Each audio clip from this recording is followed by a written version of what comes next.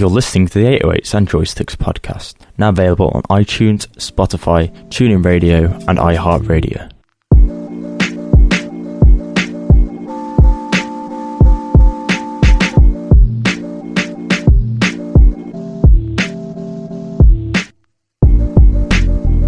Welcome to 808s and Joysticks, the show that bridges the gap between games, music, seasoned with pop culture. I'm Tairell, and joining me today, as always, is Tom. Yeah, so it's not really been a busy 2 weeks for any news, but there has been some surprising news, you could say, and that is that EA came out this week and said that loot boxes are actually just surprise mechanics, not a gambling system designed to make young children spend a lot of money gambling inside video games by buying packs. Now, this has been like a big thing in the gaming community. A lot of memes have been made about this, comparing loot boxes or surprise mechanics to piracy and being sort of, surprise ownership, which does make sense really, because you can't come out and say that this is a surprise mechanic. It's designed and has algorithms behind it to entice people to gamble. So it's hardly a surprise. It's designed to be that way, so people gamble money on it. I'm not really a big fan of loot boxes. I mean, we speak about it a lot, but it's the big thing. And I mean, what are your opinions on it? What do you think about them coming out and saying it's surprise mechanics? Well, it's what I expect from EA these days. It's like, even like coming into this show, we were just talking about like the lack of news, and it's just depressing because we have to, in the end, always come back around to loot boxes, and it's getting a little bit sick of actually like talking about them because they have such a hold over the industry. They infiltrated games in such a way now. It's almost like it's very hard to stop what's already happened. I just break down the situation that was even at hand. So we had representatives from both Electronic Arts and Epic, possibly one of the two biggest gaming corporations right now that exist. So we've got Sean Campbell, which is the UK country manager, and Kerry Hopkins, the vice president, legal and government affairs, were sent to rep Electronic Arts, while Matthew Weisinger, director of marketing, and Cannon Pence, the general counsel, was sent to rep Epic Games. So they were asked by the politicians on the Digital Culture, Media and Sport Committee, and they had like weird questions where they were asking about the game development process and esports, and just the UK government obviously trying to also gather useful information that they can use to think, gaming process, how much they make, esports stars, like that is all still very important to the UK. So having four, execs essentially, to grill about anything, and they have to be free with their information to an extent, obviously, non-disclosure agreements against like secret projects and games that have yet to be announced or released. But this is a very huge potential for the Digital Culture, Media and Sport Committee to get a really exclusive insight and in-look on the top end of the gaming industry and how that actually is ran in tandem with the development and the creative side. And essentially they weren't really happy with some of the responses that were given. As I said, surprise mechanics, which is really a very, very much like a really stupid look of like, that is really like an opposite definition. Like, that is such a bullshit definition of what a loot box is, because to have something that is random and has such a percentage, how can that be a surprise mechanic, where a mechanic is something that is integral in a game? Whenever you hear mechanics or machinery, which is where mechanics work on, that is them working on a certain part of a machine. How can you have a surprise mechanic? Like, why should we have to pay on odds to get a surprise mechanic? Either way, you shouldn't have to pay for surprise costumes or surprise shooting, surprise shooting mechanics then, for an example, like, double reload or double jump or something stupid like that. Either way, it's disgusting, it's egregious, and hopefully this is going to be sorted out, because there needs to be some real strict regulation, because I feel like it's getting worse and worse. And especially how these game companies are, releasing more and more broken products. In turn, players are buying into these loot boxes in order to try and increase, just by a little small percentage, the enjoyment of the game, because they might get something that they enjoy. Yeah, well, this is the thing. Personally, I don't think Epic, the way they implement microtransactions within their games, is a bad thing, because there's no surprise element there. You know what you're getting when you pay for it. Might be expensive and not worth it, but if some people think it's worth it, it's still optional. Ultimate Team, while optional, you have to grind a lot to try and get something at the end of it. And basically that forces people to then use loot boxes or buy packs in a way where you have a surprise element to it. And that's basically like the exciting bit, is opening packs to a degree. Now, they do come out and say that they don't actually track the number of FIFA sessions they play. So they're asked about playtime. She did say that the average number of FIFA sessions per day is 50 per year. So basically, I'm guessing that means they either play it 50 times over a year, or the play testing that goes into it is like 50 days worth, which, in my opinion, if that is the case, which is how I'm interpreting it, that's definitely not enough for a game of this magnitude, especially with something as important as pack-based stuff and grinding involved, That's really silly as well, because 50 per year to get like such a stat like that. FIFA is only released once a year, by the way. It's played usually all year round. I think that I even know people, personally, that I know, people that I live with, I know have played FIFA way more than probably 50 days. Mm-hmm. So to say that 50 per year is just unbelievable. Like, that's not even a quarter of the year. So like, where were they trying to get that stat off? Not even for a quarter of the year, when the game is released on a yearly basis. I heard it's even going to be released on a subscription base eventually. So how are they then even going to be able to track how a game is played when you've got a consistent base game now? How would you then be able to track that? Mm-hmm. I just think it's just unbelievable, and we don't think about the much more younger, naive players. Yeah, I know loot boxes. We're all thinking that's gaming, and I think the media as well will take some type of responsibility to think that not all gamers are over 18 males. Do you know what I'm saying? We're like a bunch of people, all different people. There's a lot of younger players. FIFA is, rated 3+.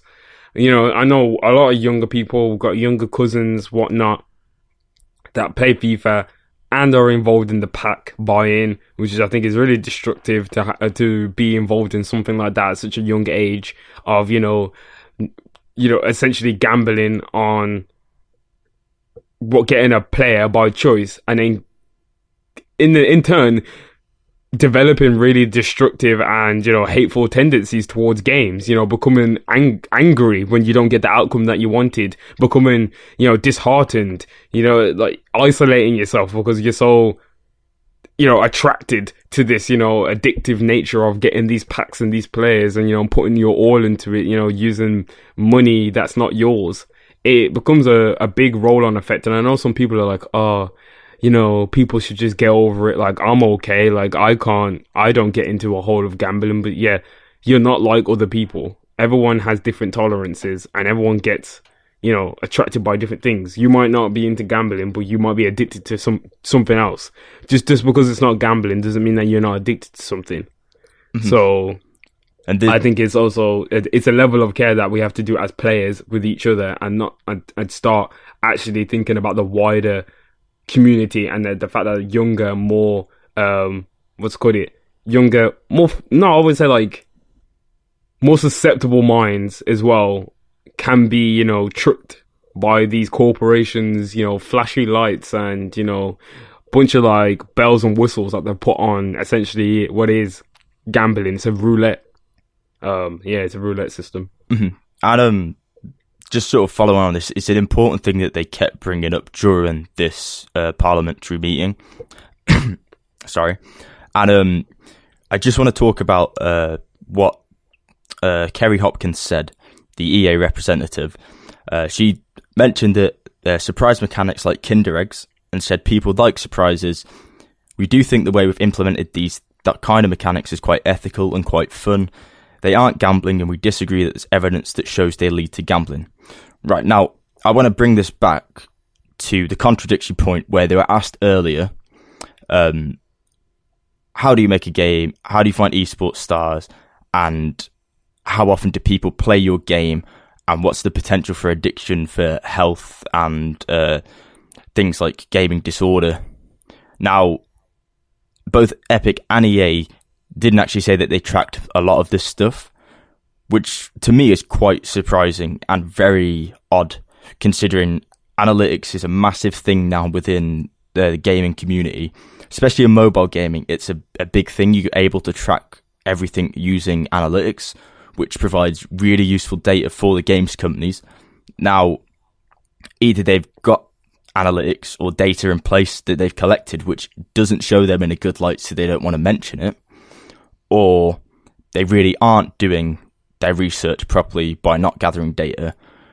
So either way of that, they're not looking out for the players' best interests in mind at all by doing that. Because number one, you should be tracking to see how long people are playing. If people are playing extraordinary amounts of hours, then, set something up that sends out a thing to say, take a break. A quick notification on the screen, take a break, or I'm sorry, but you can't play for the next 8 hours because we've put it in place that you've played for 10 hours of this day. Now you should go and have a break because you're getting addicted to this. I think that is a wider conversation that also needs to be had that isn't being had because we're too busy wasting time arguing over loot boxes, which the answer's there. We know it's wrong. I just don't know why people are still trying to defend it. Obviously, because corporations want to make money, but you want to make money that bad. There's other bigger things that companies are gonna, not companies, these committees and these these bodies that are set up directly to essentially challenge when corporations make games and they make them addictive and they make them so they can trick people into buying into it. They set up these bodies so that they can come after these corporations. So after the loot boxes is out of the way, you think they're not going to try and take a look at addiction and all these other things? These development houses and the parent companies need to be taking some type of responsibility, because this is the system that they've got in place. They profit off it enough. It's time to put just a small amount of that profit back into actually doing research and development and how to create a good and healthy gaming environment for people. Well, the good thing is that this meeting sort of not really touched upon it, but it was a big factor in this meeting as well, trying to compare the two issues and trying to sort of understand gaming as a whole and how it's affecting people, especially young people. So the good news coming out of it is that the committee involved were actually unimpressed by sort of squirming responses, it says, that were offered throughout the hearing by all of the representatives. Now, neither Epic or their game Fortnite have done any research into potential harmful levels of engagement within their game, it emerged, which is not very good. They also aren't tracking the ages of the players that are playing the game, which realistically should be. I think if there's microtransactions in a game, then there should be some sort of regulations in place now to be able to track that. Number one, it means that children 13 and under aren't able to buy stuff, possibly because you can't track their data, which might be a good thing. And also, it means that if that is the case, then you can see, well, we've seen that 90% of people under 16 are the ones purchasing the microtransactions, and the 10% above that age are the ones that rarely interact with it. Now, if that is the case, then it's some clear data that's put down and can be presented to a committee or a governing body and say, look, this is what we've collected. We need to do something about this because there's obviously a problem here. And obviously that's why they don't want to do it. They don't want to give out that kind of statistical data, because when the data is shown to the government's going to be like, well, it's clear there's an issue here. You're going to have to put some serious regulation into the game immediately. Like, and obviously if that like cuts out so much of their like revenue stream or their like community that can't purchase these skins anymore, then that could potentially, you know, it could potentially spell the downfall of the game, but also not really, because if you then put a way in the game where players who are not of that age to be able to purchase these things via microtransactions, a fair way to earn these skins, even the rare ones, not loot box, but you know, good old unlocking and grinding, but like in a fair way, which is a very much achievable. And yeah, people won't be very happy that somebody's got a rare skin, but then maybe you can put in some really ultra hard ones that take a while to get to that point. It's all about moderation, and it's all about finding a happy medium and compromising without compromising fun as well. You don't have to make it unnecessarily hard, but you don't you don't have to make everything easy as hell, because buying through things it just makes it easy, in my opinion. Yeah, I think that's the important thing here, is if this does go through in the UK, it's sorry, I got a bad cough this week. If this does go through in the UK, like it has done in some other countries, then you know these studios need to focus more on actually working on their game mechanics to make the game fun without having to customize stuff to the degree that is the fun. Because a lot of FIFA players do say that they spend most of their time in the menus on Ultimate Team, which realistically, you know, it's not a simulation game. It's not Football Manager. All the menus in Ultimate Team is a marketplace. Now, if you're paying $60 to then sit in a marketplace and pay money, you're basically just at that point, it is straight up gambling or trading as such, which, you know, is not a game. They need to focus on making a game and not making a marketplace. I see people trying to make the argument of, you know, with loot boxes and when you get skins and things, and people are trying to like, well, it's like Pokemon cards or like Yu-Gi-Oh cards, and I was like, but no, it isn't, because you will physically never ever hold that card or that player or that skin in your hand. You will never ever physically be able to touch it. A game can be deleted off the face of the internet right now in an instant, just because the servers might be shut down or a hacking group might clear off the servers, and then everything that you've earned is gone. Say, for example, you can never get it back, it's gone. Then what you're going to do? Whereas in Pokemon or Yu-Gi-Oh, these are physical cards. They gain value over time. They get devalued due to one or more card being released. This is a digital skin that has essentially no value at this point, but people are treating it like it has value. I don't understand. You will never be able to touch these cards or these players or these packs or whatever. Yet you put so much money into it and then want to compare them to like Pokemon and Yu-Gi-Oh, where you physically can buy cards. Like, you get the packs in your hand. You can open them. You're not watching an animation on the screen, open up and then play a pleasing noise that's been, you know, systematically and, you know, basically developed by a corporation to make you feel good when it's opened. Like, that's what they've done. I just think it's insane. It's got to this point. I knew it was going to get to this point, though, because microtransactions was essentially the end. We can never get rid of microtransactions out of a game now, but we can get rid of loot boxes, though. But if we get rid of microtransactions and loot boxes, is the next step advertisements? Because NBA 2K this week decided to put in unskippable advertisements into their game, which people have paid $60 for.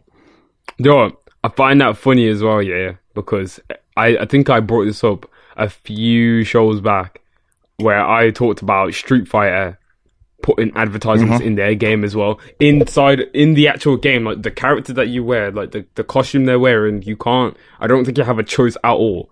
Will have the logo of whatever company is advertising Street Fighter's tournaments, like that week or that month. In the game, while you're online, you have no say in it. You can't get rid of the advertisement. Like, what if it's a company you really don't stand for and is really against your beliefs? You have no say. Because Street Fighter and Capcom give you no say in whether you want to advertise this on your character or you want to receive this advertisement.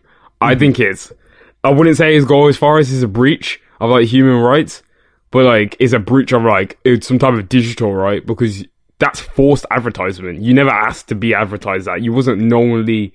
You didn't know an advertisement was going to come. Like, I don't think that's fair. That's very much, like, not brainwashing. But if you keep seeing something over and over, it's natural. You will eventually start thinking about that product it's or that unethical. thing. It is unethical. Yeah, it is. It's an ethical breach. I would say that. And I wouldn't say human rights, but ethically, it's very wrong. But there is... so I don't think that's as bad, because there is history of placed advertisements in games, movies, even books and stuff. You know. Oh yeah, of course. It is commonplace. However, yeah, if it's a game that you've paid for $60, £50, you know, if you've paid for that, you should have a choice. But the fact that you then have unskippable ads popping up via loading screens on a basketball simulator, while yes, they try and make it as authentic as possible to match the TV experience of watching a basketball game, I don't want to pay $60 to watch an actual basketball game with adverts. No, it's unbelievable. Carry on. It just doesn't. I mean, they recently put a sale on the other month or the other week, and they sold the game for $3. Now that sale's over, there's loads of ads in the game that they've just put in. So there's a link there. Obviously, they've sold it for cheap, but then they earn all the money off advertisements instead. However, those people that have paid $60 and had the game from day one, or even more than that, some people have paid like $110 for deluxe editions of the game. You know, if they've paid that much money and then they don't have a say in the update to not put adverts on, well, this, to be fair, you shouldn't have a say in it. It shouldn't be a thing. You know, you shouldn't have an option to turn them on or off. These shouldn't be there. I don't agree with it at all. No, I don't agree with the owl either, because essentially, if this is allowed to happen, then it can have a knock-on effect on everything else, and more advertisements, which I think is going to happen anyway, will start appearing. And yeah, I do agree with, advertisements are placed within films and games over the years. In a way like this, where we know 2K has made enough money, it kind of seems odd to put it in the middle of the game. Just same with Street Fighter, even though I'm trying to tout it off as this live service type game where it's, we've got season 3 of Street Fighter with new characters. I don't buy that bullshit at all. That was literally created purely to advertise new characters when they have new fighting game community like seasons. So when new matches and stuff are going on, they have the season 3 to go along with the new season of like matches that are going to happen. I just think it's all promotional bullshit to bump up esports and Capcom's Pro Tour. That's a whole nother discussion as in why they do what they do. But as in like NBA 2K19, I think for them to try and say like it's just to try and keep the game as realistic as possible, and it's linked to the fact that basically they sold their game for $3. Well, they haven't really commented on it, but they're not going to. They're either going to just remove these advertisements and say that it was just like a 1 week thing, or they're just not going to comment on it ever, and it's going to stay in the game now until NBA 2020 comes out. No, there is. I mean, you want to say there's not a reason for it, but there is a reason for it. Now, what company was heavily linked with loot boxes and microtransactions? What company basically told their consumer base that they had to vote to keep them in the game if they wanted to keep playing the game. And what company then lost that fight in several countries, had to take loot boxes out, and now a new mechanic to make money, which is unskippable, has suddenly come into the game. It's 2K, Take-Two Interactive, basically. Yeah, Take-Two's a really, like, the more and more I think about it, it's a more fucked up, like, company. It's a parent company of, like, big companies like Rockstar and 2K. But it's a very much an enemy of the consumer. It's really not for the consumer at all. It makes enough money to create these big single player like games, but it also has a lot of shitty games that profit off really shitty ethics and really, really bad practice. So see, the NBA franchise is really good. They make 2K publish and Take-Two, sorry. Like everything that's underneath them, they publish a lot of very good games. However, there's too much greed going on, and why the removal of something that is illegal has been taken out of the game, and they've tried to find another way to earn income by putting in something else. It's beyond me. They've already pissed off their consumer base massively, but to then do it again, like, there's obviously no care from the top. It's all about money, and players aren't being taken into consideration, and consumers are not being taken into consideration at all. And this, in my opinion, needs to be looked at straight after loot boxes or at the same time, because if this gets out of hand, like you mentioned earlier, this is going to be a staple of AAA games, a mainstay, and every loading screen is going to be an advert that you've paid for a game, and you're going to have to watch an unskippable advert every loading screen, which is disgraceful. It's like, as I said, product placement has been happening. Well, you said that product placement has been happening a lot throughout a lot of different games, and but that's okay, because it's stuff like maybe a billboard in a game, or a can of Coke that you can buy from a shop. Yeah, like Final Fantasy, when you have like a cup noodle mission, which some people were really pissed off about, but I actually didn't really care that much about it. Like, I thought it was quite whimsical. There was a cup noodle mission in there. You had to go and find the best ingredients for a cup noodle, and it was an okay mission. Got a lot of money from it, like completing it. So sometimes it's okay, sometimes it's a bit forced. Like this is just forced. Like, you shouldn't have. Like, apparently it got rid of a feature you used to be able to do as well, where you used to be able to edit your matchups and stuff like that, and then now it's just the advertisement. So they've essentially also removed a feature that you used to be able to do whilst loading the game, where you could edit your matchups. Yeah, now that is no longer there. So that's even more depressing. I have a feeling the press statement's going to go something like this. We are aware of the issue at hand. Our development team is working hard to fix the bug, and we apologise for any inconvenience caused. The bug, but we all know that it's a good statement to release, saying it's a bug. But we all know it's probably a test run to see if they can get away with this.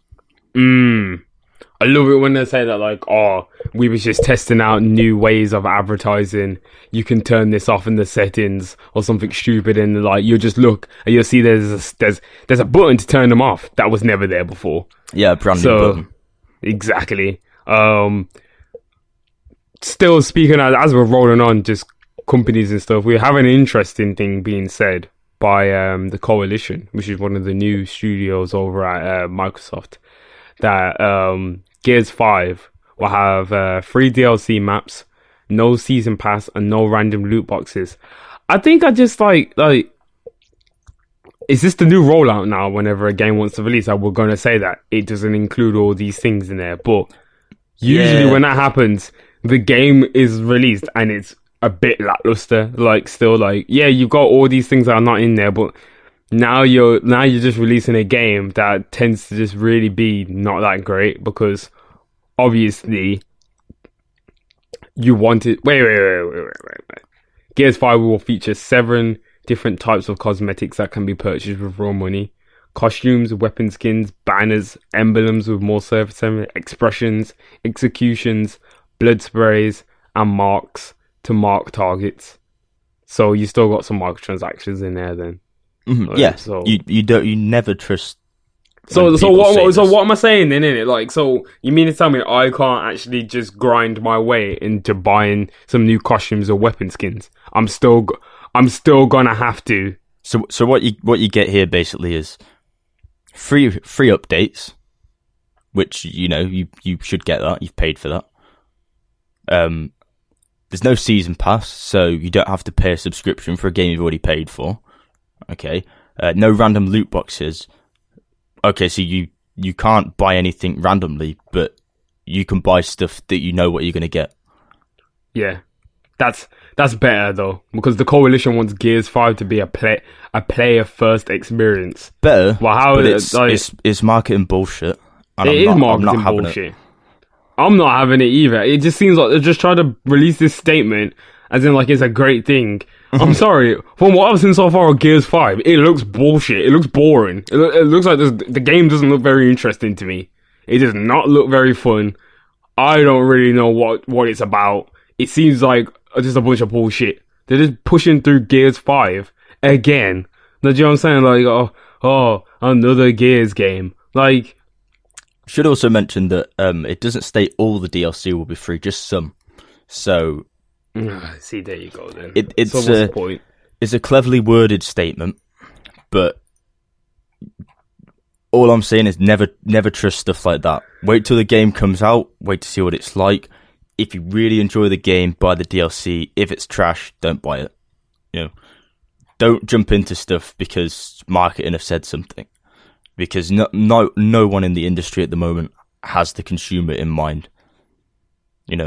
Even very good game creators that have been around for a long time, there's people above them that tell them what needs to be in the game for the company to make money, and unfortunately sometimes that is the case, and people don't have a say over stuff like that. So don't trust what a company says. Wait for a game to come out, wait for a review, watch a let's play, watch a playthrough, and then make your own decision and go with that. That's my take on the whole awfulness of whatever the hell's going on with that at the moment. But I'd say we're just the entire industry at the time. Well, another one, we can bring just one story to an end. Fallout 76 canvas bags have been produced, have been delivered to everyone now, apparently. They still look shit, in my opinion. They still don't look very great. I could probably get a better bag than that off Amazon. I actually did get a bigger bag than that off Amazon. It's pretty good quality. That looks really small. It looks really shit. I'll be pissed off if I pay $200 waiting for all of this for that. Yeah, but you also get the wearable power armor helmet, and the bag is better than the bag they originally sent out. But for a year later to receive it, I don't know. I'm sort of fed up with the Fallout 76 story as well. Everything's just awful at the moment. This has been, I was looking down the notes and I thought, what, Gears 5, no loot boxes, no season pass DLC. That's some sort of good news, but somehow it's turned into bad news because it is. It's just marketing. I don't know. Well, like we said, that story is now over, so that's done. We're never going to speak about whatever happened with that game. We're never going to speak about the canvas bags again, but my God, I felt like Fallout 76 hasn't given its last yet. Let's just say that. No, it definitely has not. Did you have a chance to play the free trial of Fallout 76 after E3? I didn't even bother playing it, man. I just thought I wasn't even going to be able to get in it. And in a 2-hour or 3-hour game session, it kicked me out the game 3 times. It crashed twice, and the loading times are tragically awful. And my PC is pretty good. And I even lowered the quality of everything down to medium, and it was still pretty bad. So this sounds really, really bad. yeah. Don't get me wrong, like, the game had some fun aspects, but I basically just spent the whole time running after a guy that was level 100 and something, trying to kill him because I got bored doing the missions. So, really, the game, there's nothing to the game. It was just me making my own fun. So, yeah. I wouldn't buy the game. I'd put it out there. Well, we've already said that to multiple people that, yeah, we wouldn't buy this game at all. We wouldn't even recommend it to anyone at all to get this game. Yeah, as I say, we're closing out on that one. This is just a really quick one. Yakuza's team, they've got like a brand new game called Judgment. Seems like they're taking a little break from the Yakuza series. And yeah, apparently it's like a detective soap opera like type thing. I just wanted to just make light of it because the game is going to be out at the time of what's called it 13th of December show being, this year. Yeah. Is it? Mm-hmm. Well, I can't read full Japanese, but I'm seeing. Oh no, what's called it? Out tomorrow for PlayStation 4. So meaning maybe it's out in Japan. Yeah, possibly. And then the Western version will be out not longer after then. Well, the game looks interesting. I'll give it that. It's a breath of fresh air. I don't know. I think a detective soap opera game is something that sounds interesting to me. It's an interesting concept. The Yakuza games are very good games. Now, if it sort of follows the same style or, some of the mechanics from that game as well, then I could see it working quite well. It won't be a game for everyone. It was, sorry to just cut you off there. So it was out in Japan in the 13th of December and now is being released worldwide on 25th of June. Yeah. And it's apparently like a crossover of Yakuza meets Phoenix Wright. Which sounds amazing. Sounds like it's up my street. Yeah, sounds like your game. Yeah. Yeah, wow. I would try and check that out. And anybody else that's really interested in Yakuza or Phoenix Wright, recommend you check this game out as well. It's called Judgment. So, yeah. And just last but not least on the gaming, as I said, really not a lot this week. Really struggling to really find anything of substance. But Sony once again has come out and patented a new technology once again. Just looking at the patent right here now. Let's get some background information while we're... So a system and method for dynamically loading game software for smoother gameplay. Mm-hmm. Describes a technology that loads in data in advance in order to prevent load screens.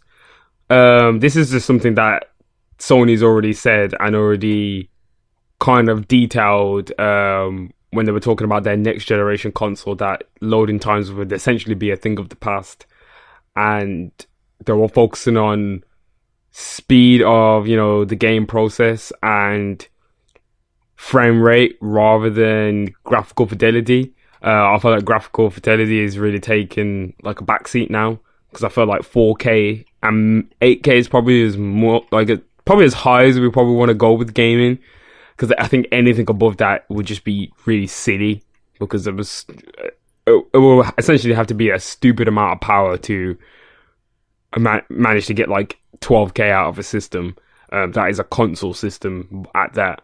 So I think maybe limiting it to 4K and 8K is amazing, and then we're just focusing on processing power, just allowing for much more dynamic and complex video games, longer video games, and worlds that are even more vast than we've ever seen before. So this sounds very similar, possibly using the same technology as something called level streaming, where so basically the description of this says a load boundary associated with a game environment is identified, position of character in the game is then monitored, it loads the new level as such or area into memory and then displays that when the character is within range of it. That's how level streaming works. but it does seem that they're doing something maybe a little bit different with the faster SSDs and a standby memory module. I'm about to say, yeah, that does sound like level streaming. So essentially, like, the game is being processed and developed when the player gets to certain areas on the map. So essentially, the game isn't all processed at one point. It's all processed dynamically in it. Is that what it means? Sort of, yeah. So basically, there's no... You'll have a large open world map, so to say. Now, in that open world map, it'll be split up into subsections, and those subsections are loaded in through streaming. Sorry. Loaded in through streaming, depending on where the character's position is within the world. Which it seems very similar. However, obviously, there's something different going on because they wouldn't have patented this if there wasn't. I think it's interesting that you said that, because I just got it from when you said streaming. I think that this is definitely been made with streaming in mind. I think maybe it's to do with cloud streaming a game. Maybe they want to put a system like this in place so it allows for a game to be streamed much more easier, as well as if you have a hardware version of the game as well. Could you maybe see something like that being connected to each other, like the cloud system and this? It is possible, but I'd say this is more to do with hardware for a next-gen system. So this will allow games like... if we've previously spoke about Cyberpunk 2077 having no loading screens or seamless transitions. Now, this is basically what that is going to do. But I'm guessing this patent is specifically designed with their memory in mind. So whatever they've designed memory-wise for the PlayStation, they'll have a specific section that is designed and optimized with this specific version of level streaming in mind.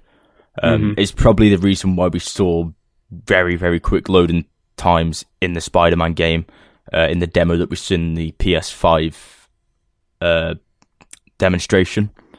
So I'm not sure if that is linked to that. It seems like that's possibly the case, but if they're using brand new SSDs or bespoke SSDs for their actual new console, then having this patent in mind with specific memory modules for loading as well in place, then that seems to be what they're patenting as such, which is a good thing.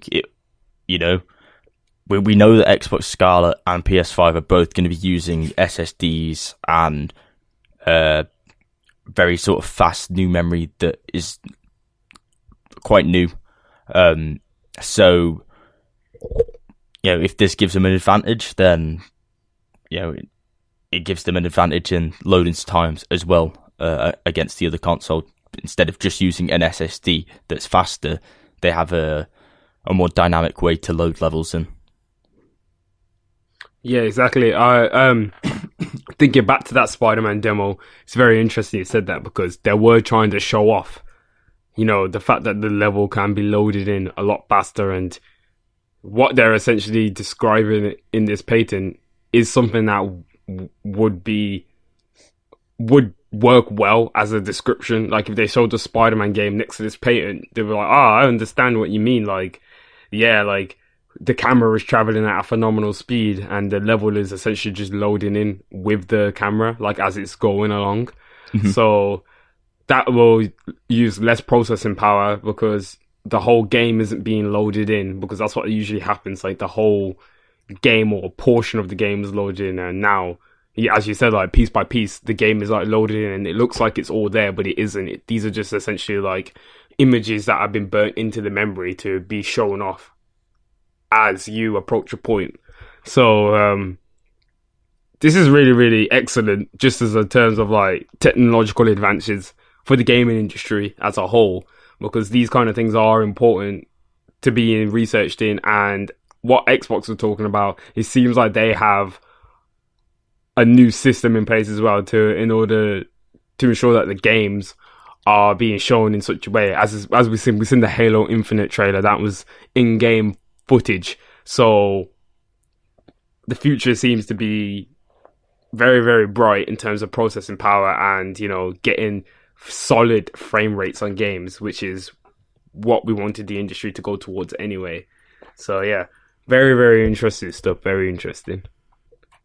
Yeah, and there's basically like most of the stuff that we had in the last few weeks for gaming. There's not been a lot of news come out after E3. It's mainly focused on the loot box stuff, which we try not to speak about too much because we've covered it a lot, but it doesn't seem to be going away. And another thing that we've covered before, moving into sort of movies and TV now, is Marvel shows on Netflix being cancelled, and there's sort of like a few more details around that now, but again, it's still very vague what's happening with it. The new season 3 of Jessica Jones did debut on Netflix last Friday, and that means that the official partnership between Marvel and Netflix has come to an end now. So it's the end of the Netflix Marvel MCU. Well, it's not really an MCU, but the Marvel Netflix era is now officially come to an end. I called it the MTU, like the Marvel Television Universe. That's why. Yeah, that was the only one that was really connected like that. Like those 4 shows. The rest of the Marvel like TV series are more connected to the films rather than anything else. Because they're produced by different companies. So Marvel Television produced all the shows that are on Netflix. Marvel, I don't know. Studios? I think Studios is the ones that produce the movies. Now, with Disney Plus coming just around the corner, a few months away, the new rumoured Marvel shows that are coming to Disney Plus are going to be made by Marvel Studios and not Marvel TV. Now, does this mean that Jessica Jones, Daredevil, Luke Cage, Iron Fist are gone altogether? Or does it mean that they're going to be continued using Marvel Studios resources? Or does it just mean that they're going to be rebooted on Disney Plus instead now? I'm probably seeing it being rebooted on Disney Plus. It'd be a shame really to get rid of such IPs like that, but they're also quite difficult IPs to handle. Daredevil IP was insanely hard to handle. Well, possibly not coming to Disney Plus, but Hulu or whatever they're going to do with their more mature content, which is essentially supposed to be the Hulu side of things. As I said, we haven't really seen the full plan from Disney yet, as in what's going on with their streaming services. I also feel like Netflix will have a big comeback next year. I feel like they've got some things that they're not willing to tell everyone about yet, and I think like 2020 will be an important year for Netflix to show that they can still battle against a giant like Disney, and Disney's debut year will also give us a sense of how much of a threat and how the industry of like streaming television will go after Disney is included alongside Hulu. Because, if certain shows and things start to get taken over there, then a large portion of the audience will also go over there. But Netflix has one thing, which is their originals, which a lot of people enjoy still. So I still think that they have a good chance. Amazon Prime may have a slightly lesser chance now, but they are also bringing out good original content and have some good third-party content as well on Amazon that you can't get anywhere, like The Office. So, you just got to really think about it. Netflix, and I never really liked those Marvel shows anyway on there. Well, that's the sort of reason why it was possibly cancelled. Now, there was very bad reviews and poor viewership for the first season of Iron Fist in 2017. Then apparently The Defenders, which was a small mini-series, was underwatched by predictions, and then a lot of viewership for all the series was quite low, as it was reported. So it did make sense for Netflix to also cancel it. Considering, I think the only ones that really did any well was I think Daredevil did well, Luke Cage did well as well. And I felt like Jessica Jones kind of had a little bit of like a following, but Iron Fist really didn't do well. I'm not sure about Punisher. And yeah, the Defenders flopped, essentially. Mm-hmm. So that was supposed to be like their Avengers film of all of them coming together, and apparently it just was not good, wasn't up to par, very lackluster. So the end of the Marvel Netflix universe, very short-lived. We're not speaking about this again. It is done until Disney decides to do their shows, which are coming. We're just gonna move on. As I said, news is low this week. We're just trying to get through as much as we can. Give as much thoughts and opinion as we can. Yeah, it's basically just EA, Disney. I think that's it, really. Like it's just news focused around two big companies. But I was gonna say, we have also got some more positive news that Pixar announced 2 new films. We don't really have much information about them, except for one name is called Soul. The details are, as I said, not really much around it, but it's going to be coming out in 2020, which is next year. And that's about it, really. As we said, the Pixar universe has an existing timeline, so Soul could be a very important film that might explain a lot about how Pixar films are, and the whole story that's supposed to be interweaved in all of the Pixar films amongst the years. And then we have another film called Onward, which focuses on trolls and more monsters. Maybe essentially taking a look back at a monsters type universe that used to exist on the world, apparently, according to Pixar films. That is also going to be 2020 as well, and is going to be coming out on the 20th of June. So yeah, that's about it, really. So we've got 2 Pixar films coming out in 2020. That's very unusual. Also, they're original Pixar films at that, so that's double unusual. Mm-hmm. But so what do you think about that? Interesting. We know about Onward before. Soul is little detail on it, but I mean, most Pixar films, even the lesser known ones, are always quality films. So it's nice that they're probably bringing out a main film and then a sort of experimental film. I'd say Soul will probably be more of.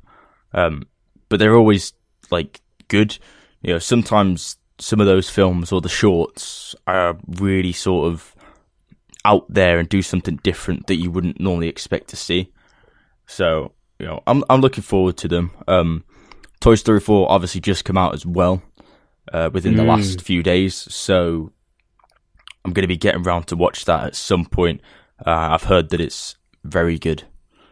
Same. It was good as well. So I need to go see that. But speaking as I said, it's just really Disney just dominate everything. Just a little quick tidbit: the Lion King.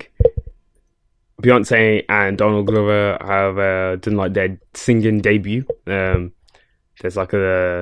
basically an advertisement for the new film, and they're singing the song in there, "Can You Feel the Love Tonight?" And so it's the first duet, and it's really, really nice. It sounds great. As I said, I'm still unsure about the film. It's gonna take a while to get used to the photorealism, but I'm really excited because I like how it's a modern look on on a really, really old classic. So I'm looking forward to it. Yeah, I'm looking forward to this. It's just really weird. I never expected Beyonce and Childish Gambino to be the voice of like Simba and Nala. Like it was just, it is just quite surprising. I do love the fact that James Earl Jones is still Mufasa, which just makes it amazing. So, yeah, that's about it really. For the Lion King. Also, what do you have to really say? There is some debate regarding this trailer. Why? Beyonce fans have been slating Childish Gambino or Donald Glover, saying that he can't sing. I'm not getting into an argument about this. Yo, I'm not, because the Beyonce fans they're a fickle fan base to like deal with, but I haven't said anything about that. I wholly disagree. Obviously, you just have to leave them sometimes because they're just insane. So obviously we don't believe that. I didn't think that. I didn't feel that. I'm sure Beyonce doesn't feel that herself. Of course she doesn't. Like, no, she knows that Donald Glover is a very talented man. It's just obviously fan bases are just so, they're at an all-time high right now. Like the way how people are battling against each other and they want their favorite person to be better than another person, and it's very competitive. I don't really know how to really like think about things like that, because like me personally, I'm very far not on the side of things like that. Like I just let people be in it, like, but it just all depends. They're very different artists in their own right, but yeah, exactly. I personally, I think it's a bit cancerous to start bringing this up, even as a dedicated fan base or a dedicated stan of a certain person. Very cancerous to start bringing stuff like this up regarding the Lion King movie. It's a movie. These people have been cast in that role for a specific reason.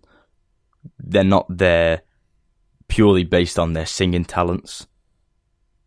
Possibly Beyonce is, but I'm not going to be petty and say that she can't act, because we don't know.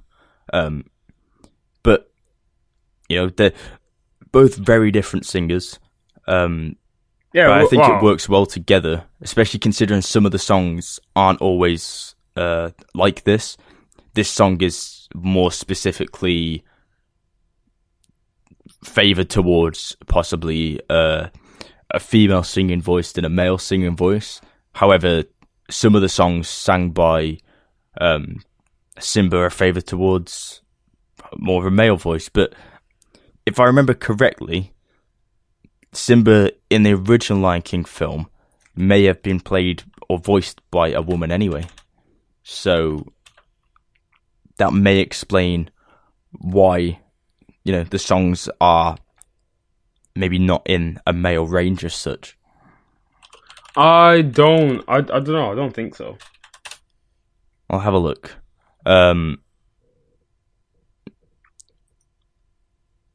No, he was voiced by a guy, but whether that sings, I'm not sure. Oh, it's confusing. I'm pretty sure Matthew Broderick did not voice Simba or sing as Simba. Jonathan Taylor Thomas, I'm also pretty sure he did not sing that. So yeah, it's oh, sorry, wait, young Simba. I saw it was like a young black boy who like sang Jason Weaver, yeah.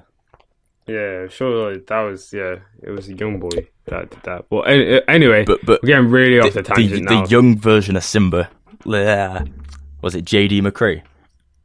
I don't know. Yeah, I think it is. So the young version of Simba is going to be able to sing in this as well. So I'm excited for that. I'm excited for J.D. McCrae on the big screen. Either way, yeah, as I said, people are always going to try and argue about shit like this. As I said, just leave them, let them be. Just, we can enjoy two great people in one film. Do you know what I'm saying? Like, that's what I'm a fan of both. And I love them both. So, let's just stop that shit because it's just not necessary. In my opinion, it's not necessary anyway. Fair enough. I just feel like let's not give them the energy, because then if you do, then it just makes it right then, innit? Like, oh, we're riling up people. Like, that's just all I think. Yeah, moving on. Just like really fast, I watched Brightburn. It was okay. A very interesting spin on essentially Superman, but like if Superman was a kid and he turned out to be evil instead of a good Superman. What would evil Superman do? That's exactly what it is. It's like a what if Superman was evil. And yeah, it was actually more horrifying and haunting than I expected it to be. And it has a really good setup to have a good few sequels of films. I heard they're like working on like kind of like a little bit of like a Brightburn universe now, where they're gonna have like more maybe like anti-versions of like heroes. So that would be really interesting to like delve into, if they've got like anti-heroes and then maybe there'll be actually a good person in there. Yeah, it should point it's out really that interesting though. It's not directly linked to DC in any way. No, it's not directly linked to DC anyway, but it is done by James Gunn though.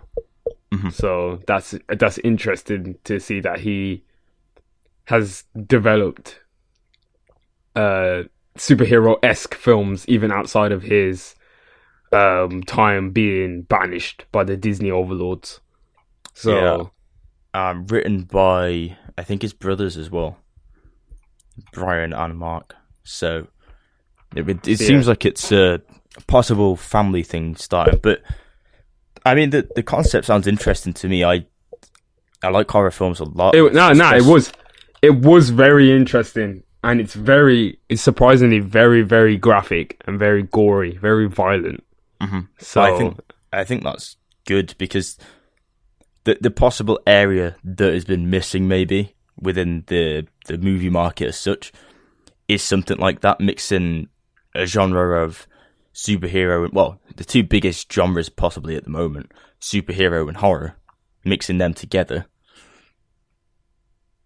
It's ambitious, but you know, if done well, then there's definitely a market for it. Something I'd be interested in.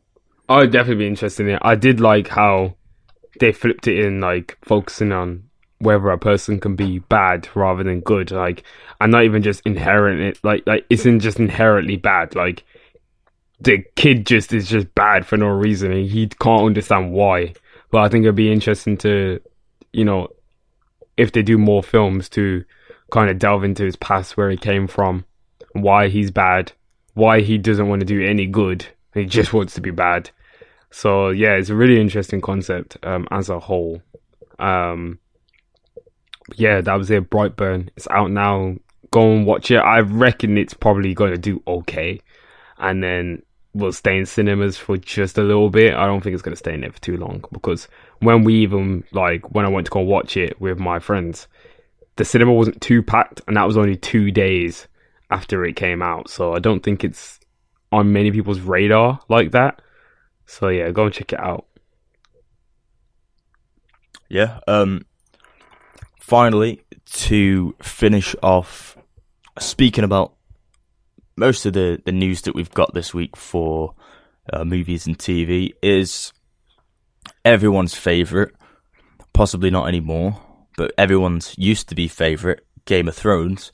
They've started working on the prequel already, and its pilot is on the way. So it didn't take them long to work out that they need something like this back on their screens, because Chernobyl did really well, the miniseries. Mm-hmm. But, you know, they obviously want some sort of Game of Thrones linked IP or series or content out there produced by themselves, because, you know, it's one of the things that makes HBO the most money. Now, are the prequel or spin-off shows going to be good? I don't know. Considering the last season, and if they're going to have lower budgets, then I'm considering possibly just skipping it. And I feel like if we see Game of Thrones every year, like for the rest of our life now, I just feel like it's just not gonna. That's not gonna spell great for anyone. Like I just don't think it's gonna be a good thing. I feel like people will get fatigued on Game of Thrones. It would just eventually become more and more unpopular, and then it would just get cancelled, and then it would just turn into a cult thing. Like I'm trying to think of like things that like. Okay, Harry Potter is still very, very much popular, but Harry Potter is not popular to the point where, like, you know, Game of Thrones is just a TV show. It was bringing in numbers that were unmanageable. It's bringing in numbers that Harry Potter could never even dream of touching. Game of Thrones has. I don't know if, but basically, how can it? It's a TV show, Tom. Like, you got to think this of a TV show and like. How many millions of the world was watching it on one day? Like Harry Potter has never had that even on its debut. Sometimes, like on some on their films. If we compare it to Harry Potter, the universe of Harry Potter, then that makes sense because obviously we now have like the Fantastic Beasts films that come out. Yeah. After the Harry Potter, you know, story ended, which I would say don't do as well as the Harry Potter films because I feel like people are expecting one thing but they don't. That's the problem with spin-offs as well. You're expecting one thing, but it isn't the same as the thing you had in your head. Like it's not going to be Harry Potter, but people think because it's from the same world of Harry Potter, this must be it's going to be like Harry Potter. Like, I'm expecting Harry and them man to be in there. But you're not going to see them. You're not going to see anything like that. It's the same with Game of Thrones. Don't expect, like, Khaleesi and all that to be in there. Because they're not going to be in there, are they? So... No, well, the thing is, Fantastic Beasts, the first film, was very good. However, the second film, which I tried to watch, I just couldn't finish it. It just seems like they're also trying like to do something for the sake of making money. There's a lot of things as well now that like J.K. Rowling as well is changing a lot of the source material. Not even changing a lot of the source material. It's just messing about with changing the basic anatomy of characters. Yeah, it's just making things become a little bit more blurred, and it's more hard to track. Like I guess in Magic it can be. Don't have it like what's called it. For one, no issue. Like a stage show is a stage show, and like I know when people are arguing about Hermione being black on the stage show, that's just stupid because that's a play at the end of the day. Like people could be played by whatever race, like, and Hermione's never had a race. That's not what I'm talking about. I'm talking about the fact that like there's just certain things like characters and their motives. You can't change how they have an opinion on certain things.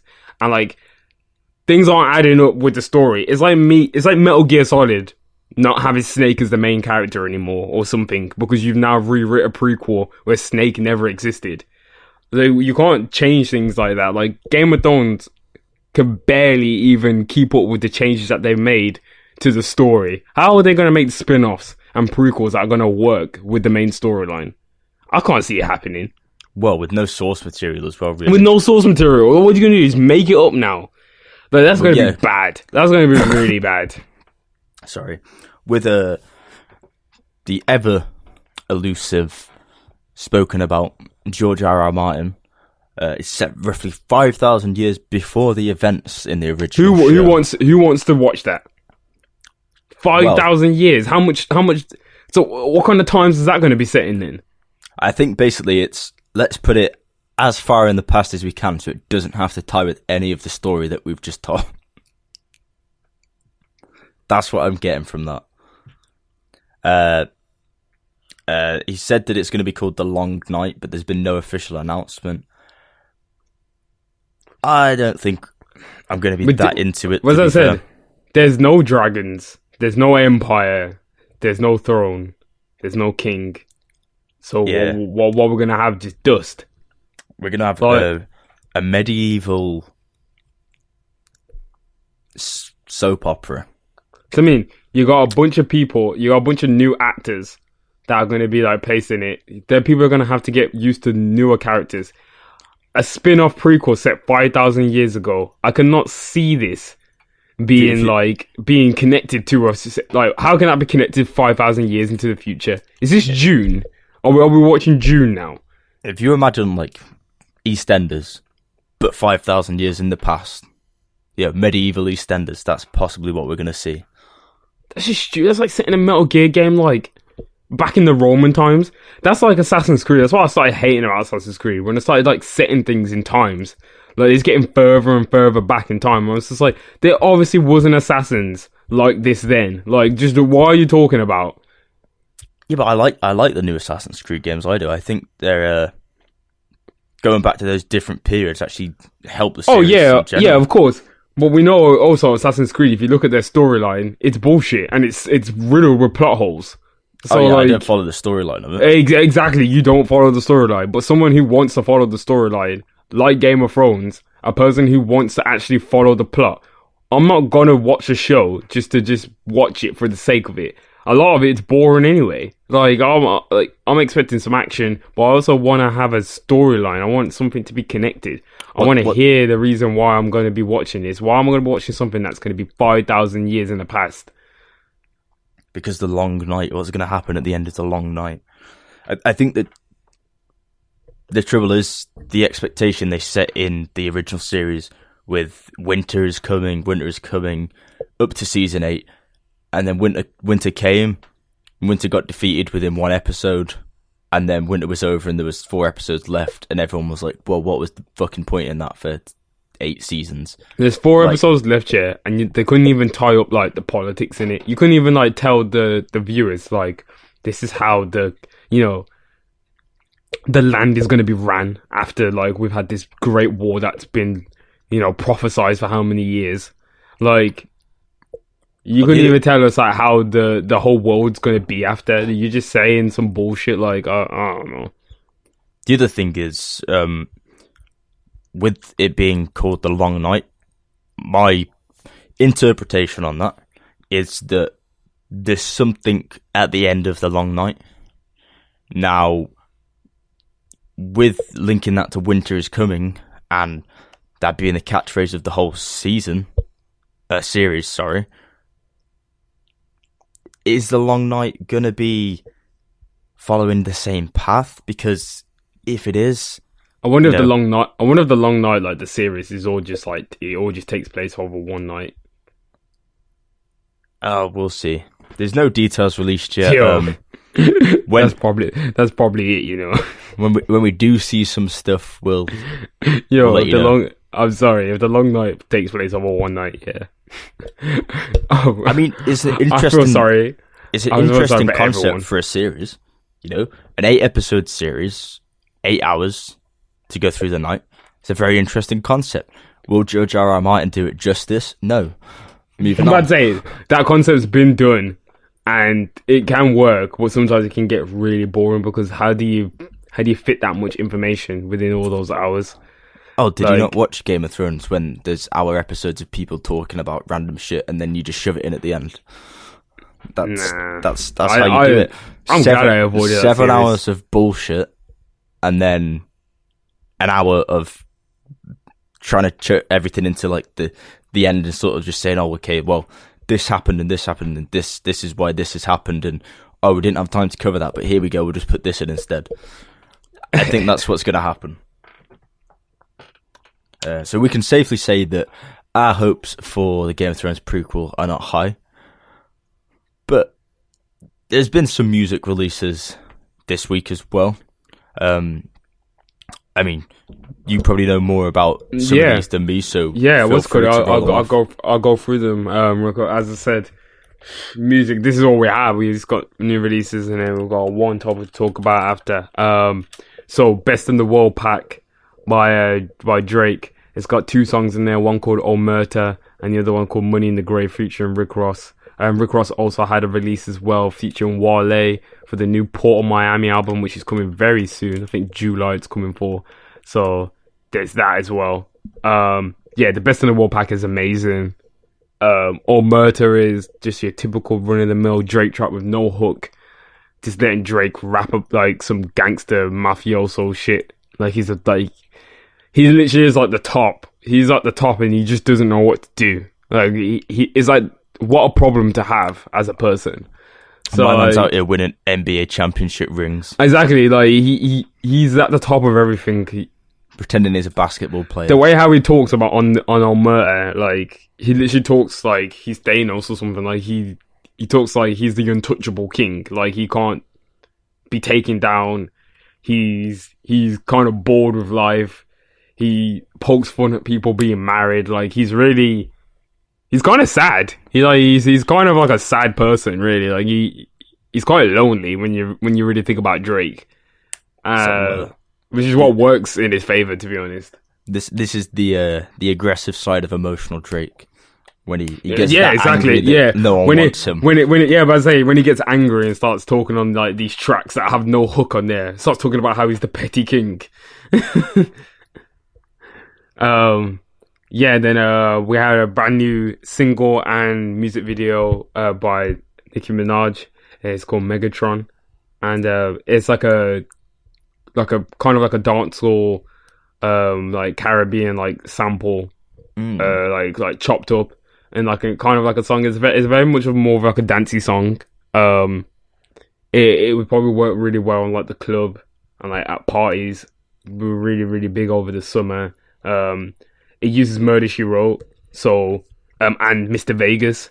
So those are two songs that like the mainstream audience know. So like I think it should do well because people will recognize it, and they were like, "Oh, I've already recognized this kind of song." So like they will feel it. As a whole, the song's alright. I think it's pretty good. The music video is cool. I just think it's alright. Like she's got Travis Scott's manager now. She's got Travis Scott's management team that she's hired now. So I can see if Nicki Minaj do some really big things. The manager spoke, did an interview with her on a radio show the other day as well, and said a lot of positive things about her, about their relationship, and about how he wants to take Nicki Minaj to the next level. So interesting things to come from Nicki Minaj. Hopefully this year. Hopefully we see just straight music. As long as she controls her temperament and social aspects, then there shouldn't be a problem, and that's what the management should be doing anyway. So it's a good move for her and her career by bringing in some good management team. I think that she fired her old management, which is interesting because she's been with them since the start of her career. So for her to do that after the whole Travis Scott incident as well, for her to fire her management and then hire Travis Scott's management team goes to show her what kind of power move she did there, that she knows that she wants to essentially remain at the top and try and be like that legacy act that she essentially is at this point now. So, it's just going to be interesting to see over the next few months.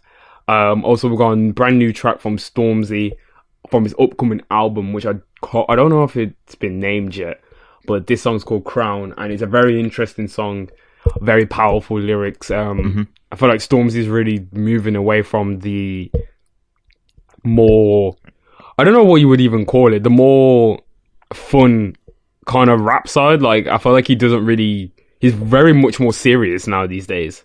I feel like he's a much more serious person. Moving away from sort of typical grime or like underground freestyles, you could say, like battle rapping sort of style, a little bit like throwing disses here and there. But his last album sort of delved into this a little bit, and I feel like he's, like you just said then, he's exploring maybe more of an emotional or more powerful side. I think he's trying to show that you can come from that background, do this type of music, but still have like a long-lasting effect or a good emotional effect on people, and try and send a good message out as well. Which I respect him for that, because it's hard to come from doing music like that and trying to do this. If that's what he wants to do, then It's yeah, exactly. I mean, as we know, like Stormzy is much more like he's doing a lot of positive things with his publishing for his books, and with like helping people in school become writers and things like that. Like he has a duty now to like deliver a much more positive message, I guess. So yeah, I think it's really good, and it just goes to show that he can transition into becoming like this type of artist. And yeah, just more power to Stormzy. He's one of the UK's probably biggest acts now. He's probably going to be like become like a new Dizzy Rascal, and he's probably just going to carry on being in the industry now to become like a legend. So yeah, just as I said, Crown by Stormzy. That's out. We've got a brand new EP from the breakout star of this year, I would say, Lil Nas X, the 7 EP, which we will talk about more after this because very interesting person this is. There's a lot of things that are like surrounding like Lil Nas X that is just mysterious, interesting, and also we can take this person as a test of how the music industry might actually go, in a sense. We've got The Good Love. I feel like it's a mixtape by Nave Smalls. The Endorphins, I want to say, also is a mixtape by Octavian. That's pretty interesting. I've not had a chance to listen to that yet, but I have seen it. Yeah, it is pretty interesting. I would definitely say I'd like to check that out because Octavian has a different style that you don't really see in amongst UK music. Mm-hmm. We also have Late Night Feelings by Mark Ronson. I just wanted to put it on there because the releases are really low, but this album is very odd. I don't know if I wouldn't recommend it because it just wasn't good in my opinion. I don't know if you want to listen to it, Tom. I've listened to a few tracks off it because it's just come on, but I don't know. It's a weird one for Mark Ronson. Obviously, he collabs with a lot of people, but it's sort of have a little discussion about it. What's on there, and he features a lot of Likely, which I don't mind as much. Alicia Keys is on there on one song, and then the other things is Yeba's on there a lot, and Camila Cabello, but it didn't feel like there was much, I don't know, to it. It seemed like more of a conceptual album than a typical Mark Ronson album that you may have heard back in the day. This is a guy that, well, was pivotal in the music industry at one point. So it's a bit of a confusing one, really. I don't know. That's what I was saying. Like Mark Ronson, I felt like slowly but surely started to like drop off anyway. Like he has songs, but they're always pretty much like the same. Like he uses like same samples, and usually it would be like a sample of like a whole song. Like Uptown Funk was a Mark Ronson song, but that was essentially like a rip off of like a funk song. So like, I don't know.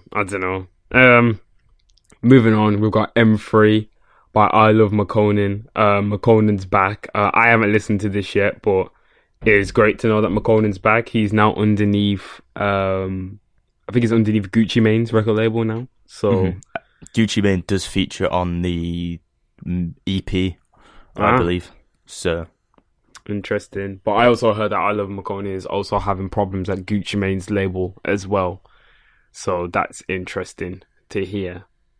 So yeah, so we're just gonna have like a really quick discussion. I already voiced to Tom before we started actually doing the show that I didn't like the Lil Nas X like EP. I tried like listening through some of the songs and it seemed very manufactured. The songs were built in a way to sound like songs we've already heard. So like, I'm trying to think. The Rodeo song has the same progression as Mo Bamba and is produced by the same people as Mo Bamba, and it sounds literally exactly the same. Like you put Mo Bamba and like that song together, it's the same song. I just don't know. Like future wise, I don't see how a person could really create a whole album and people will listen to it and be like, this is an amazing project. Like, even as far as talent goes, somebody like, I don't know, like, even, I'm trying to think, who's an example of someone who, like, is not necessarily, like, makes formidable projects, but, like, I don't know. Soulja Boy? No, I wouldn't say Soulja, because Soulja, like, his albums sometimes can just be really, really bad. Alright, say for example, yeah, I'm not saying that Lil Uzi, because Lil Uzi can rap when he really wants to. It's all could play with Cardi sometimes. But say for example, artists like that, they don't essentially create music to invoke like mad like lyrical feelings inside of you. Like, oh, that was a bar on top of a bar. Like, you know, they like to play around with melodies and flows a lot more. Whereas on like Lil Nas X, like, he's talking about stuff, but it's not even anything I can really relate to. Like, Panini, why are you being such a meanie? Like, where the fuck I look like singing that? Like, it doesn't really. I feel like it's for a younger audience. How can you not relate to that? When have you never felt that you've had a panini and you just look at it and go, it's a mean panini that is? Have you never done that? It's funny that you're saying that, yeah, because you're doing it as a joke, but apparently. That is a reference to Chowder, the Cartoon Network program. What an obscure reference! Yeah, that is an obscure reference. You know what I'm saying? Like, I'm not lying. This is what the reference is to. He put this on Twitter himself. It is supposed to be a reference to Panini in Chowder because Chowder says, "Panini, don't be a meanie." What an obscure reference to put into a song. I'm thinking to myself, how can we pump this shit up? How can we essentially pump this shit up? Yeah, that didn't make much sense. That's why, like, I don't have a problem with it because that rodeo song, I really like More Bomber and I really like Day Trip in it. Day Trip, the producers. And when I heard the preview of that rodeo song, I thought it was really hard. And when I listened to it, I was really upset because the song could have been so much better. But then you had a Cardi B verse on there that was terrible. Like, I didn't like the Cardi B verse. To be fair though, I didn't like this first time listening through. Yeah, I know you said that. I want to know what I've said my stance. What's your stance? Yeah, well, we spoke about it off air. I didn't like this first time through. Second and third time through, I sort of got a little bit more into it, but I understand your point of it's sort of rehashing all the songs in a way. Now, Panini, in my opinion, you know, I enjoyed listening to the song. I wouldn't say it's one of the best songs I've ever listened to. No, as I said, don't get me wrong. That rodeo song, the beat on that rodeo song, I liked it. I liked the song when it previewed. I was excited to hear that song. But when it came out, I was just thought, this is really lackluster. Sorry, carry on. Yeah, I've not really listened to the actual verses on the song. I've mainly just listened to the beats, which is weird considering it is an album from an artist. Some of the stuff, like I think it's Closure or Bring You Down, they're not too bad, but I know that, again, I'm not really listening to the lyrics that much. I just listen to the melody or the beat behind the song. So in that way, Panini for me was a good song because it's based on a Nirvana like chorus. So it borrows In Bloom from Nirvana, the chorus melody for that, which is a very good song. Kurt Cobain does get a songwriting credit, but in an interview with Apple Music's Zane Lowe, Lil Nas X did actually say that he hadn't heard of Nirvana before writing the tune, which lost me a lot of respect for him when I read that, actually. Because you see, this is the thing.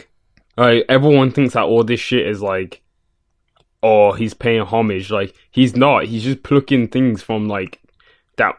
He's born in 1999. He's essentially like profiting off things that we enjoy. Sorry, he's also had some help songwriting from Travis Barker as well. So, that it explains some of the more reference to, I don't know, rock music in a sense, because this is a guy that was pivotal to the punk industry in a way, Travis Barker. So by helping him out, he's probably picked up some songs or done a bit of producing here and there, picked something up, say use this, and that's why. But they're not here in Nirvana. Like, come on now. Even if you're in 1999, yeah, you was born in 1999. Everyone's heard of Nirvana. Like, come on now. Like, to a point where you haven't even heard of them before prior writing, and then you're using it, and then everyone's like, oh, so, like, he's so cool, like, he's using Nirvana, like, he's crediting, like, Kurt Cobain, like, wow, like, he's so, like, you know, in tune with the culture, he knows so much about us. But no, like, it's like he's picking up all these little things that he knows the internet is going to enjoy. Like, the internet enjoys Nirvana. For some reason, we're obsessed with Kurt Cobain and Nirvana. I don't know why. We just are. Because like our generation it encapsulated a time for like our generation, whereas like we relate to Kurt Cobain and how he felt, and like the way how his outlook on life was very, very pessimistic, and that's how a lot of people think these days. So like, I guess it works in that sense. But as I said, even with like the Panini references, Rodeo, like Travis Scott even doing songs, and all of it seems weird. Like, all of it seems very much like manufactured in a way to like kind of like, oh, like, that would really get them going. Memes and like just being relatable. Like, I don't know. It just seems like we've got to a point where like we've allowed a meme account on Twitter, which is what he was before, to become an actual music artist, and is now developed into a meme music artist. We have now allowed someone to infiltrate us everywhere. Infiltrate us. He has though, innit? Like, what? Look at what's going to happen over the next years if he strives as an artist. We're going to see more and more bullshit. We're just going to see bullshit being produced and advertisements for bullshit. I've got an opinion on this. So I think that, yes, it's not the best first EP ever. There's some curious stuff in there that does gain attention from the internet, which is clever in a way. Very clever. But saying that, I see potential there, because Old Town Road, even without the Billy Ray Cyrus verse, was a very, very good song. Now, yes, it could be a one-hit wonder, but I think this might be a ploy EP to keep his name around, to make people aware of him. And after that, then the album is going to be focused on maybe more songs to the quality of Old Town Road instead, with less obscure references. Hopefully, that's what I'm hoping for. It could end up, like you said, it just could end up being a meme. Well, but he said it was an industry plan, and a lot of people, well, he was running a meme account about a year ago, so it does lead me to believe that he's label ran and label funded. So I don't know how far this is going to get, but trust me, we'll be seeing more tricks and bullshit being like pulled by like companies, and we'll start seeing more of these internet stars actually pop up and become formidable people. So I don't know, man. What's called it? I hope it isn't like that. I hope he develops as an artist. I hope he actually, becomes a real genuine artist and makes music and stuff that he wants to actually bring out and actually express himself in a better way. But I just don't see that happening for now anyway. I don't see that happening. Yeah, I mean, I don't have too much problem with the guy. I think Old Town Road was a very, very good song. considering where it sort of came from. I think it's a very good song, especially then with the Billy Ray Cyrus on it. Obviously, there would have been help involved with that, but I think, to have that song and the success that it's had, I don't think that is luck. I think there's something behind that, and there's some potential there, but it's whether that potential is made use of to develop as an artist, or, as you said, to make money for a record company by following orders as such, or making music that you're sort of given an outline of, this is what we want from this album, can you do that? I feel like music is always better when, not necessarily when it comes from the heart, but when someone makes something that they want to make without following any particular pattern. Oh yeah, of course. Sometimes people give albums a theme, but I think that's a theme that they want to explore themselves rather than being given a theme. It's a theme they pick, a theme they research, a theme they sort of think, okay, I've made a few beats that fit into this, maybe that'll do. So if he can go along those lines and explore his own themes, then it could end up being good. But if he follows trends, or I don't know, mainly internet trends or memes or pop culture as such, popular stuff, then we could see a career that ends quite quickly, I think. We've seen a lot of mumble rap sort of die out. People come and go quite a lot. Tekashi 6ix9ine, since he's gone to prison, no one's heard anything from him. I mean, that was his own fault, but to be fair, there wasn't a lot with his music anyway. Lil Pump sort of moved off the radar again now. There's only so much that you can, I don't know, milk out of these people before people realise that, yeah, that was a good one-time song, but I'm not too interested. It's like the return of Crazy Frog, but in mumble rap form. Crazy Frog.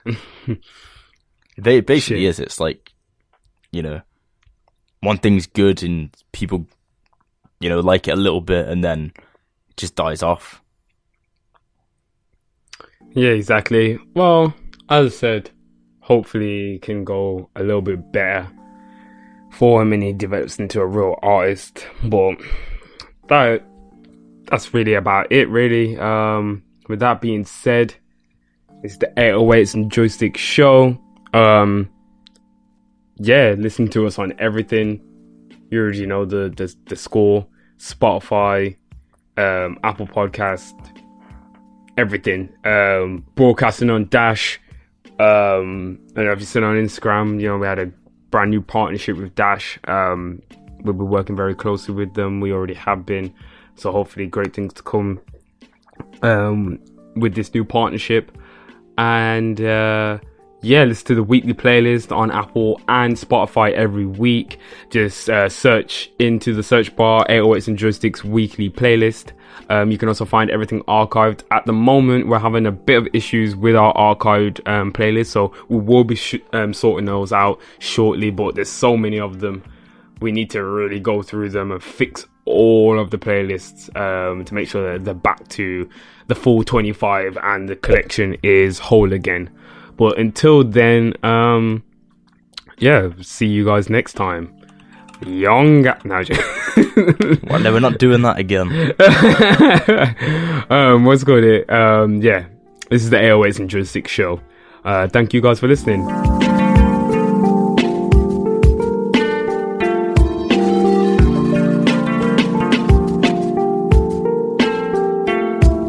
If you liked any of the music in today's show, then please check the credits in the description to see what songs we used.